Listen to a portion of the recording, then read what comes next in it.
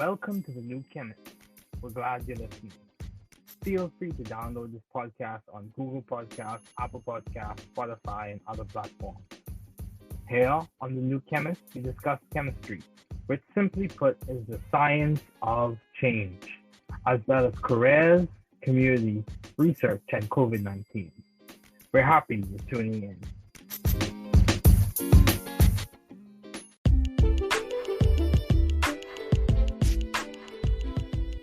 Hey Kuna, thanks for joining me today. It is good to have you here. Thank you for having me. Yeah, no problem. So, what have been your long-standing interests in the field of science? I guess I would probably say starting in high school. I had a really, really amazing biology teacher who opened my world to like the variety that goes on in science in general. She had us doing projects. I remember bringing in my first presentation on PKU in ninth grade, not realizing now how much we have to talk about it in medical school, but it was the first time I saw such a variety to what science can be. Like you can go down the medicine path. I remember doing dissecting on animals. You can go down with plants. And so it was kind of my first look into that. And then getting further and further along through high school and taking all these different science classes, I was like, oh, this is a cool field. And then finally into college, I was in biochem, and they just shoved a lot of different science classes at you, but it really shows the variety that can go on into kind of how science is. Okay, so the thing that really, it sounds like you have a diverse interest in the sciences, because you can focus on several different things. And would you say that medicine is providing you that opportunity to engage in a diverse array of studies? Yes and no in a lot of ways. Like I will never probably again be doing analytical chemistry and seeing lasers and working with GCMSs to like the degree I was before. Mm-hmm. However, it's important to actually know how a lot of that stuff works, because whether or not it's a clinical trial or understanding how a drug was made, or just in general, having a good sense of these things do manifest itself in medicine. Mm-hmm. So maybe not the direct aspects of what I used to do before, but I'm still utilizing it now. And it's helpful to have that background. Oh, yeah. And so that's one nice thing. And then even like I still have the opportunity to do research. So I can still, if I want to get that wet lab experience in medical school, no one said I can only work with patients and never see the medical side, never see the science side of things. I do get that opportunity as well to do that if I want to. Okay, that's good. So just for the lay people in the audience, how would you, if you had to give a short description, what is PKU? Before we continue, what would you say is PKU? I asked me medical school stuff. Yeah. Phenylketonuria. It's like an issue, basically, how you process certain amino acids with tyrosine and phenylalanine. Mm-hmm. And so basically the patient, this is something that you can determine early in life. It's a autosomal recessive disease, and so when you do any of the genetic testing at the beginning of when a baby is born, they usually get like what's that thing called? I don't remember. It was like a baby, like when they take some blood from your foot and things like that. They prick your foot, right? Thank you. That's the word. Ignore. Yeah. I'll get better with my science terms in a little bit. It's okay. It's early. It's early. You can see from there, and then they end up having to just have they can have a very normal quality of life. It's just you're gonna have to modify their diet with the certain types of food, especially meats, because a lot of meats have certain amino acids in it, and you just don't want that to be a situation. So you'll just have to modify their diet to work with that. But when I was in high school, it was just like, it was this and this and this. And then by the time I come to medical school, this is the biochemical understanding what's going on. This is how it's metabolized.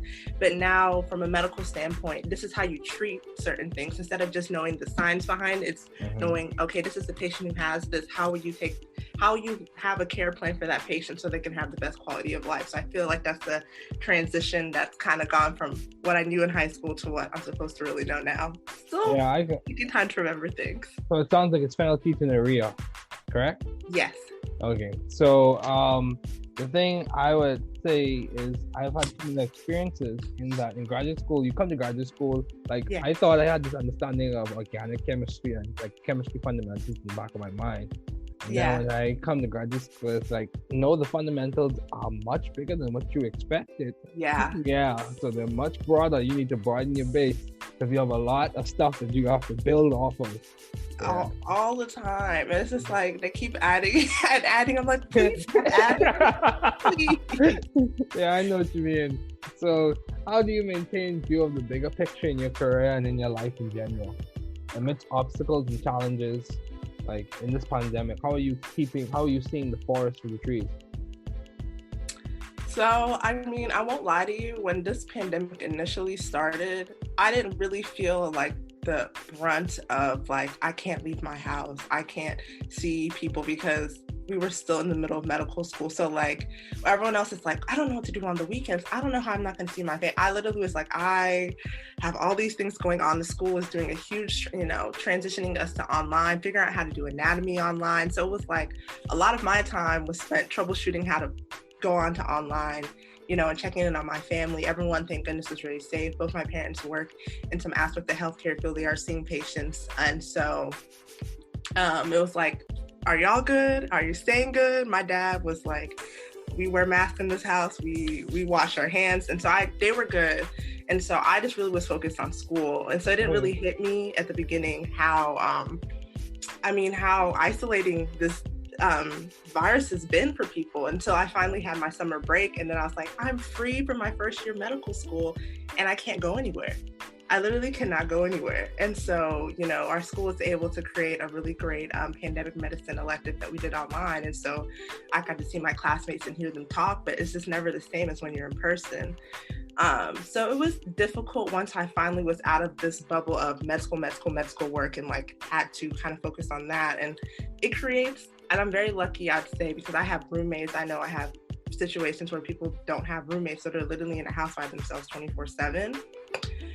And it can make that hard. But I think the hardest thing for me was the fact that the days just kept bleeding. Sometimes I could get up in the morning, I'm like, this is Tuesday, this is Thursday. And so you can lose a sense of time, and then losing a sense of a schedule. I was so used to going to school from 8 a.m. to this, I'm doing this to this. And we're still built, humans do like that sense of a schedule, having a sense of, you having the next thing to do. And so it was like, I don't know what to do on this random Tuesday after my pandemic elective course ends, because it's 10 o'clock and I have a whole day, and we were figuring out research and things. So it was losing a sense of a schedule first and trying to find one and build back one up. Like the gyms were closed, like figuring out I still need to exercise every day because I'm really now sitting at home, I'm not moving anywhere. And so it was a lot more, instead of, I'd say, academic, figuring it out, because a lot of it was during my summertime, it was my own personal health obstacles of making sure I can still maintain a sense of great mental health because I'm constantly in the house all day, physical health because you're constantly in the house all day, social health, making use of Zoom, or a house party became a really awesome app to use in the summertime. So I could talk to my friends who usually in the summertime I would go and see, like I had trips planned to go and see them. So it was really, I would say that was more of my obstacles. And then coming back into the fall when we started classes again, it was a little different because our school had found a way, we had certain things that had to be in person. So that kind of gave me my time to see some of my classmates and have a sense of the schedule again.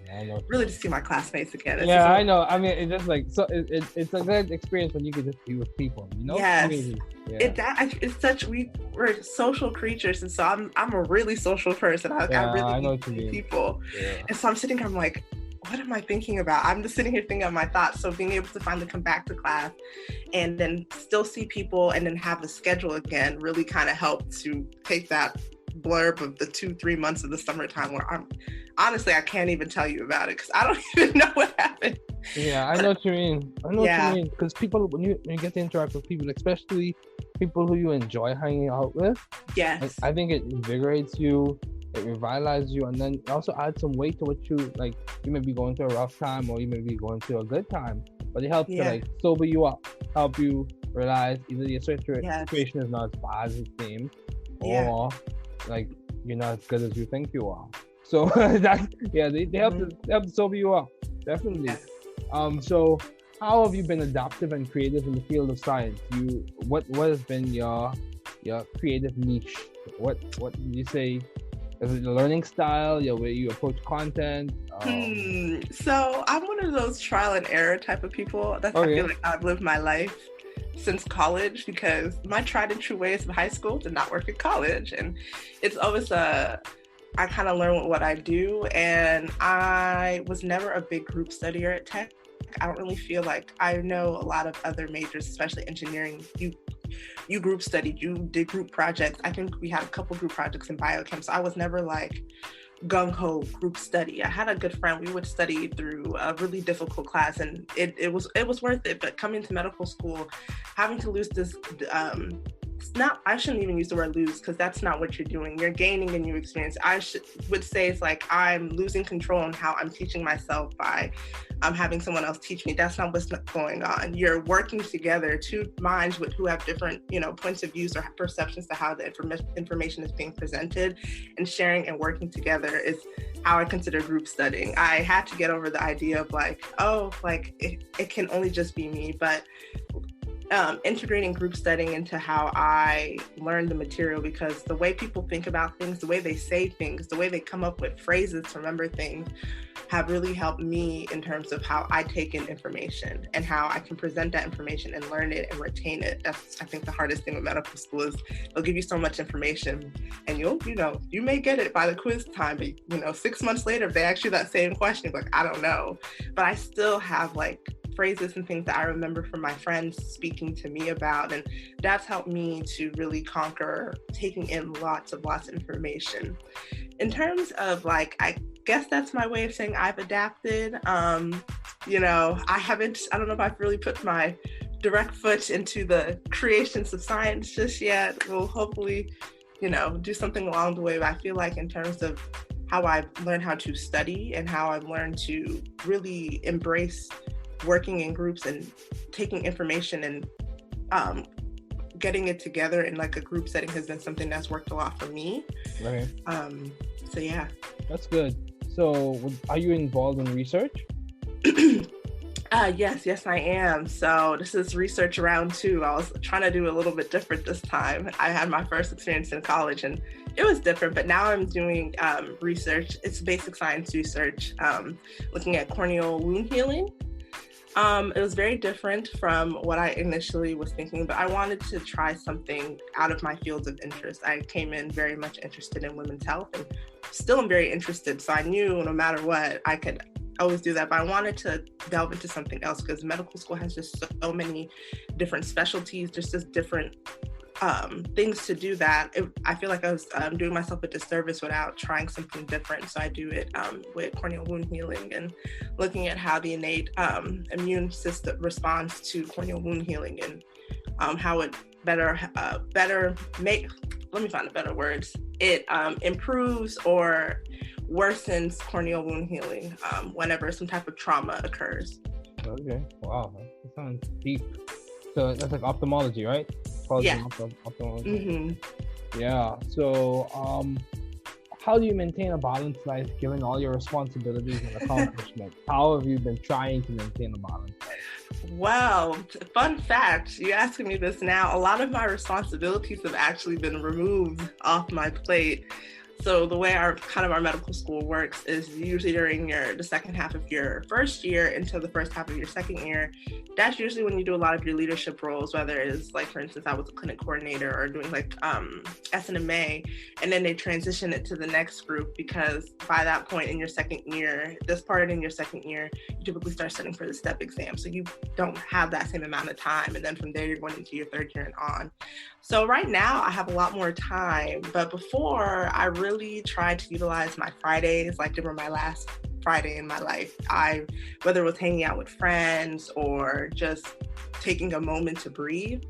And I just tried to find ways to have fun in between the weeks. Usually Monday through Thursday, it was business only. Unless it was something impromptu or just a really cool meeting going on that I wanted to see, I would typically just try and spend a lot of time focus on studying. And then Fridays and occasionally on the weekends doing other fun things. Usually it was a lot of eating. Augusta, I thought it was a lot of chain restaurants, but I'm learning more and more. They're bringing a lot of new stuff in. And so like we did roller skate nights, we would go bowling. So I would just try and make sure, like, if I did my work like 9 to 5 Monday through Thursday to make it to that Friday quiz or whatever I was doing, I give myself that time to take a break, or I go on walks after my quiz with my friends. We would just talk about how the quiz went, how the week's going, our goals, or like what's the next step that we're doing, just to like remind us of outside of medicine what, you know, who we are as a person. Yeah, that's good. Because you sometimes I think it's good to identify with your achievements, but I don't think you should find your identity in your achievements. Because if you don't achieve, then you could have a crisis or something like that. Mm-hmm. Yeah, so I think that's something I try to keep in mind. You're more than just what you will get on a paper or get. You're more than just your grades. Yeah. Oh yeah, that's something I had to learn very early on, because I made some interesting grades. Yeah, definitely. Georgia Tech, definitely. I promise I'm not gonna kill anybody. I really will. It's just like the transition is so different. Like, I don't want you to assume like how I started the beginning of medical school to who I am now, or how I view studying. It's a transition, and I'm gonna do everything I can to be the best physician that I can be. So don't. Yeah, I'm sure. Come on, Kuna. I'm sure you're going to be a good physician. Just being modest. We know you could take care of the patients well. Oh, so, yes, 100%. Oh, yeah. Yeah. So, what would you say contribute to your success to this point? You went to Georgia Tech, which is a very good school, and you are now at Augusta University for medical school. Mm-hmm. So, what would you say has contributed to your success? You've obviously progressed from point A to point B to point C. I think a lot of it, I really 100% believe I've had like the best support system, I think, anywhere. I'm very, very, very, very blessed with the parents that I have. I don't always give them enough credit, but if they ever decide to listen to this podcast, it really is to them. Like, I would not be where I am without them in a lot of ways. Like, I 100% believe that, like, my mom especially, she's always been the person that says the sky's not the limit, it's only you. She said that from as long as I can remember. Like, only I set myself back. And so I've always had that. And then the friends I made in college, like, they always were like my Dr. Kuna, like, you're gonna be the one to take care of my babies. Like, to have those constant positive thoughts, even when for myself I question my own abilities a lot. Imposter syndrome is crazy. It will really set you back. Constantly have those other positive voices around you, constantly reminding you, like, no, you can do this. This is what you meant to do. Like, don't question those things. It can eventually drown out your own imposter syndrome and kind of help push you forward. And then continue to have that support group in medical school. There are moments I need to vent, and I will vent, and we will get back to work. That's just, we'll give our 10, 15 minute, maybe 20-minute vent. We're like, this is hard, this sucks, but we need to get to work. There's a bigger picture. Like, I think in our class, there's about 30 or so Black physicians in a class of 190.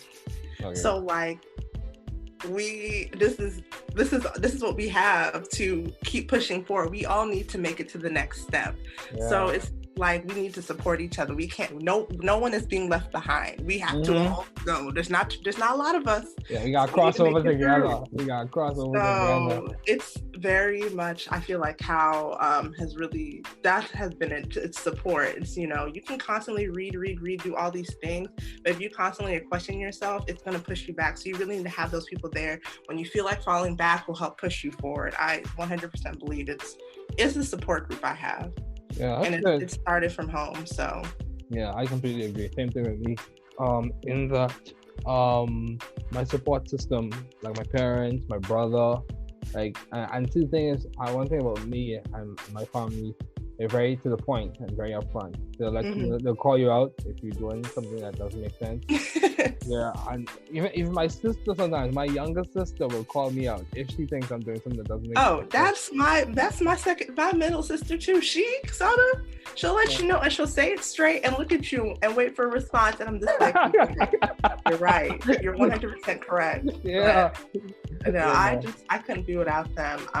Like I said, my college friends, we were called the crew. Like, I was the only science major.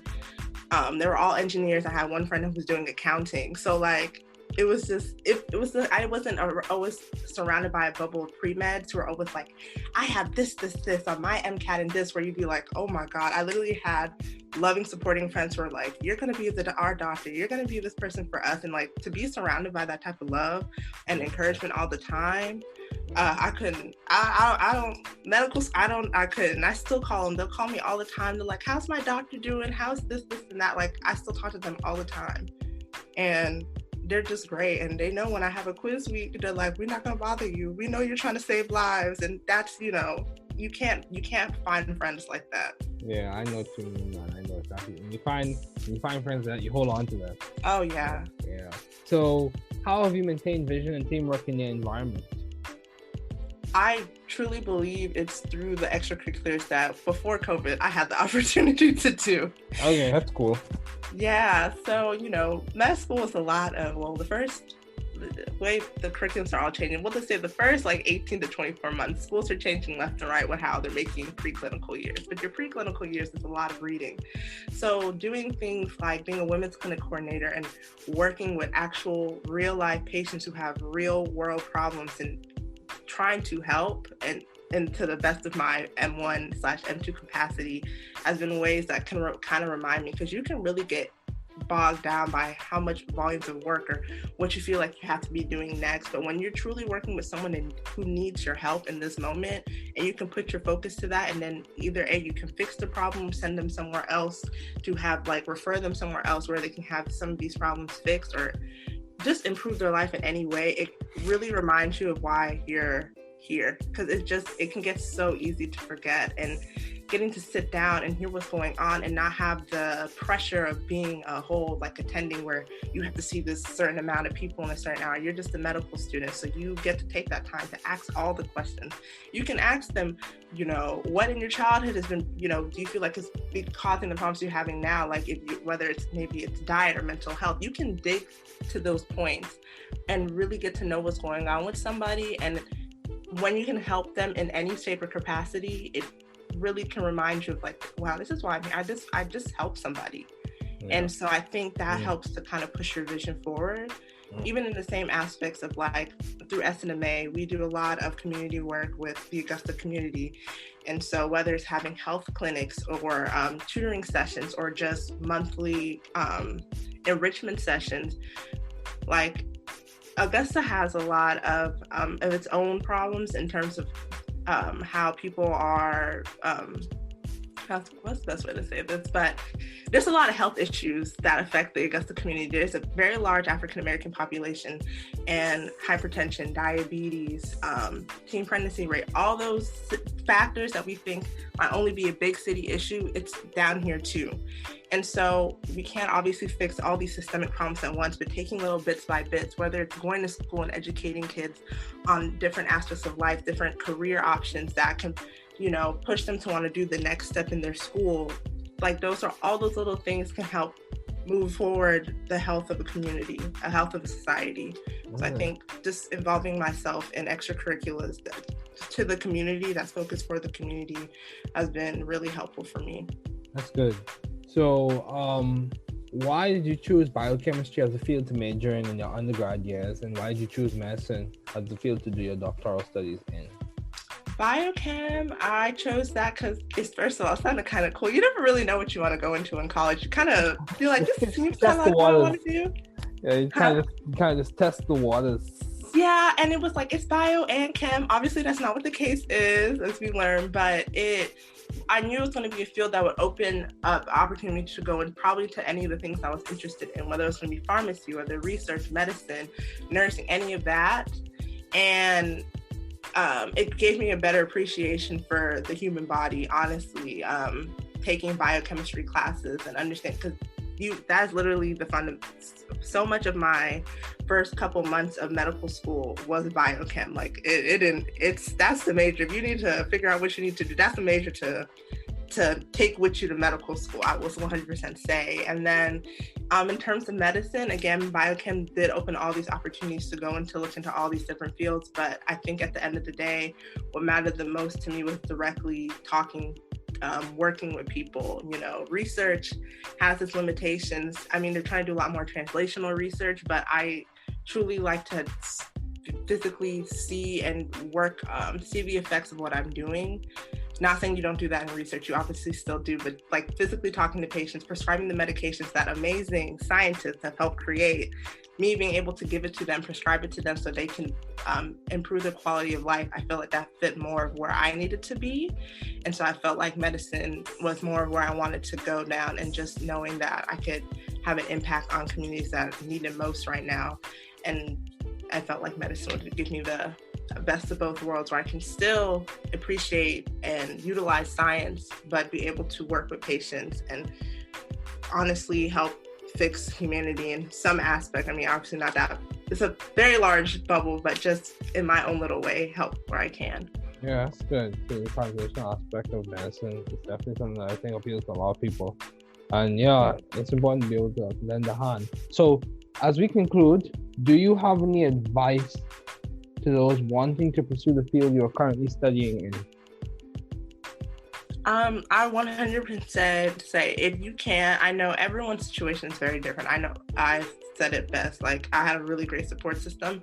I know I'm not in a situation where everyone has that, but I would say it's reaching out and finding a mentor. And that mentor does not have to be in medicine. I know people say this all the time, you need to find a mentor. It does not need to be in medicine. I feel like one of my mentors was my chemistry advisor. Like when I tell you that woman looks out for me in a way that I can't even repay her sometimes. Like whatever I came in with the most random of questions, she will answer them. She will point me in the right direction. And she was an advocate for me and my goals and my dreams. And even if it wasn't to go into get a PhD program, she was still going to do whatever it took to make sure I could reach what I wanted to, because she could see the dedication I had. And so your mentor doesn't have to be in the field that you're interested in. It should be someone who wants to help guide you. They may not be an expert in the field you want to go into, but there's people who are experts in that field and may not be any more help to you than that. So someone who's willing to take that time to help, or use their time to figure out how to help or send you to the right people, I mean, it doesn't get any better than that. In any kind of space or capacity, you can find that. And just to constantly, try and surround yourself by people who want to put you up, because I was not in that pre-med bubble, but from what I've heard, it's stressful because people are constantly comparing themselves or throwing this out, and you can constantly feel bad. I wasn't in that type of bubble. I was in a bubble of just loving great people who all they could say was, I might not be in this field, but I know you can do it, and I trust you can do it. And so I just feel like the type of messages that you surround yourself by can really make an impact into the things that you choose to do. And so try and surround yourself by positive people. Yeah, I agree. You can take all the tests in the world, but if you don't feel like you're good enough, or you don't feel like you can get it done, like sometimes having someone else remind you of how far you've come, or I hear what you're saying and I know you can do this, I think it really speaks volumes to getting things done. Yeah, definitely. People who could add context to the challenges that you're having, or put perspective in the situation. So what has been some of the most beneficial advice you have received? So this was, I think, the best advice at least from when I was going through my interview season. Whenever I had gotten an interview, I had to change my initial thought, like, oh, that was a fluke. I had to change that, because I remember reading something where someone said, if someone is giving you an interview somewhere, it means you have met their cutoff. You are good enough today if they want to accept you to go to that school. What you need to do is to go in there and remind them and secure a seat to go into that school, because you obviously meet the academic, all the qualifications that they require of you. So don't walk in there thinking this was an accident. Walk in there saying, hi, I'm reintroducing myself to why you believe that you think I'm good enough to come here, because you've offered me an interview, so you think I am. I think a lot of that really helped, especially because you go on these interviews. Again, I was never in a pre-med bubble, so now I'm meeting all the pre-meds who are now on the way to medical school, and it's still the same. I did this and this, and you're just sitting here like, I literally just breathed it today, and I just continued on my way. Like it really could. Like I remember I was one point, I'm happy for all these people, but sometimes, you get this nervousness where you feel you have to say everything to make yourself feel really, really good. And this, which is fine, but everyone is nervous. And so you might sit there and be like, wow, that girl went and did this huge fellowship or whatnot. I literally just got off my scribing job and I'm tired. Like it can get really tiring. So I always had to come in. Sometimes I would come in like right before the interview would start, just because I needed to have a clear space. Like, you deserve a spot here. They obviously think you do because they offered you an interview. You just need to go in here, kill it, explain to them why you think you would be why you feel like you would fit best here. Like, you can fit in places, but you want to fit in the best place. So they feel like you can academically fit in here, but you need to make sure your whole person would fit best here. So walk in there and figure that out for yourself. This is a two-way interview. It's not just them interviewing you. You need to figure out for yourself, this is where you want to go. Mm-hmm. So don't get inundated by all the noise around you sometimes. Just walk in and remind yourself, I am good enough to come here. They offered me this interview. Let me figure out if this is where I want to go. Yeah, I agree. Yeah, man, you can't mind the noise. Like good expression in Bahamas, don't mind the noise in the market. Check the price of the fish. Yeah. Yeah, so you got, if you put your mind to do something, you have to be determined. You have to be surrounded by good people who can help you as you progress to your goals. So But I will say real quick with that, I've been lucky with that. I know everyone, like I've met classmates who have had the roughest of times background wise, and they've made it here. And I think those are some of the strongest stories. Like I have had great support since I've seen people come with much less who make it here, and to them that's a huge accomplishment, because not everyone does get to have that. Yeah, definitely speaks volumes. Mm-hmm. Yeah, but Kuna, man, thanks for joining me today. It was good to have you on.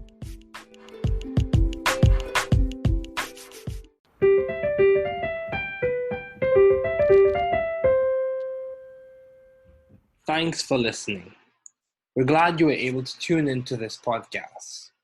Once again, this is the New Chemist, where we discuss chemistry, which simply put is the science of change, as well as the other sciences, careers, community, research, and COVID-19. Thanks again for listening. Note, the views on this podcast represent those of my guests and I.